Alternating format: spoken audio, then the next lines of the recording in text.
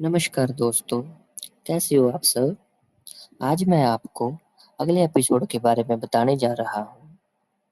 आत्मा को कोई शस्त्र काट क्यों नहीं सकता? अग्नि उसे जला क्यों नहीं सकती?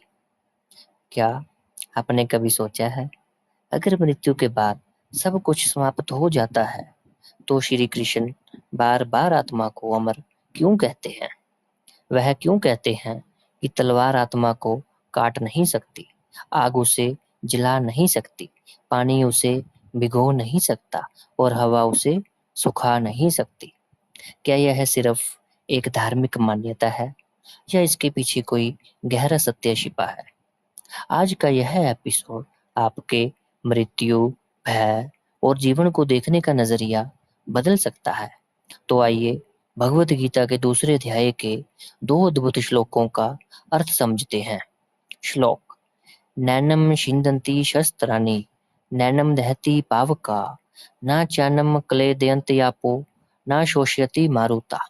अर्थ: श्री कृष्ण अर्जुन से कहते हैं, हे अर्जुन, जिस आत्मा के लिए तुम शोक कर रहे हो, उसे कोई तलवार काट नहीं सकती, कोई आग उसे जला नहीं सकती, पानी उसे गला नहीं सकता और हवा उसे सुखा नहीं सकती। यानी इस संसार की कोई भी भौतिक शक्ति आत्मा का कुछ भी नहीं बिगाड़ सकती। लेकिन ऐसा क्यों? क्योंकि आत्मा कोई भौतिक वस्तु नहीं है।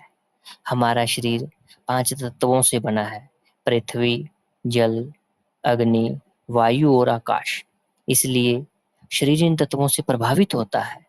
चाकू शरीर को काट सकता है, आग शरीर को जला सकती है, पानी शरीर को भिगो सकता है, हवा शरीर को सुखा सकती है, लेकिन आत्मा इन पांचों तत्वों से बनी ही नहीं है।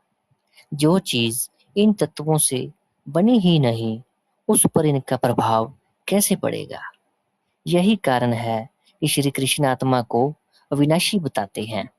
उ- उदाहरण के तौर पर मान लीजिए, आपने एक मोबाइल खरीदा, कुछ साल बाद वह टूट गया, लेकिन आपका पूरा डेटा क्लाउड में सुरक्षित था।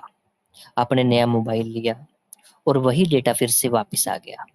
मोबाइल बदल गया, लेकिन जानकारी नहीं बदली। इसी प्रकार शरीर बदल जाता है, लेकिन आत्मा बनी रहती है। हालांकि यह केवल एक उदाहरण है। आत्मा को किसी डिजिटल डेटा के समान नहीं माना गया है। इसका उद्देश्य केवल बात को सरल बनाना है। हम मृत्यु से डरते क्यों हैं? क्योंकि हमने स्वयं को शरीर मान लिया है। जब शरीर को ही अपनी पहचान मान लेते हैं, तब बीमारी, बुढ़ापा और मृत्यु सबसे बड़ा डर बन जाते हैं। लेकिन श्री कृष्ण कहते हैं, तुम शरीर नहीं हो, तुम अमर आत्मा हो। जिस दिन यह बात समझ में आ जाएगी, उस दिन मृत्यु का डर कम होने लगेगा। श्लोक: अच्छेदो यमदा होयम, अक्लेदो शोष्या एव चा, नित्या सर्वगता सथानु, अचलोयम सनातना।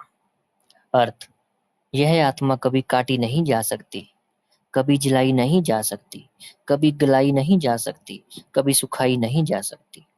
यह सदा रहने वाली है, सनातन है, अचल है और हर जीव में विद्यमान है। सनातन का क्या अर्थ है? सनातन का अर्थ केवल बहुत पुराना नहीं है। इसका अर्थ है जिसका कभी आरंभ नहीं हुआ और जिसका कभी अंत नहीं होगा। आत्मा ना जन्म लेती है, ना मरती है। वह केवल एक शरीर से दूसरे शरीर की यात्रा करती है। आज के जीवन में इसका महत्व: अगर कोई आपकी बुराई करे, अगर व्यापार में नुकसान हो, अगर कोई अपना साथ छोड़ दे, अगर जीवन में कठिन समय आ जाए, तो याद रखिए, ये घटनाएं शरीर और मन से जुड़ी हैं। आपकी आत्मा इन सब से परे है। इसका मतलब यह नहीं कि दुख महसूस नहीं होगा। दुख होना स्वाभाविक है, लेकिन गीता सिखाती है कि दुख के बीच भी हम अपने वास्तविक स्वरूप को याद रखें और संतुलित रहने का प्रयास करें। श्री कृष्ण अर्जुन को यह ज्ञान अभी क्यों दे रहे हैं? क्योंकि अर्जुन युद्ध से भागना चाहता था। वह अपने प्रियजनों को देखकर टूट चुका था।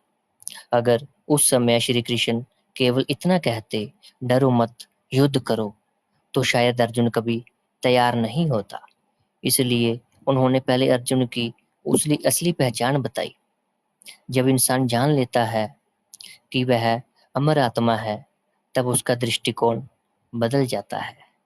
आज की सीख: हम पूरे जीवन शरीर को सुंदर बनाने में लगे रहते हैं, लेकिन आत्मा को जानने के लिए बहुत कम समय निकालते हैं। गीता हमें याद दिलाती है कि शरीर की देखभाल जरूरी है, लेकिन उससे भी अधिक जरूरी है अपने वास्तविक स्वरूप को समझना। यही समझ जीवन में साहस, शांति और संतुलन लाती है। आज श्री कृष्ण ने अर्जुन को बताया कि आत्मा कभी नष्ट नहीं होती। ना कोई शस्त्र उसे काट सकता है, ना अग्नि उसे जला सकती है, ना जल उसे गला सकता है, ना वायु उसे सुखा सकती है। इसलिए जो स्वयं को आत्मा के रूप में पहचान लेता है, उसके जीवन में भय कम होने लगता है और आत्मविश्वास बढ़ने लगता है। अगले एपिसोड में हम जानेंगे कि श्री कृष्ण आत्मा के एक और अद्भुत गुण का वर्णन कैसे करते हैं और यह ज्ञान हमारे जीवन को कैसे बदल सकता है। राधे राधे।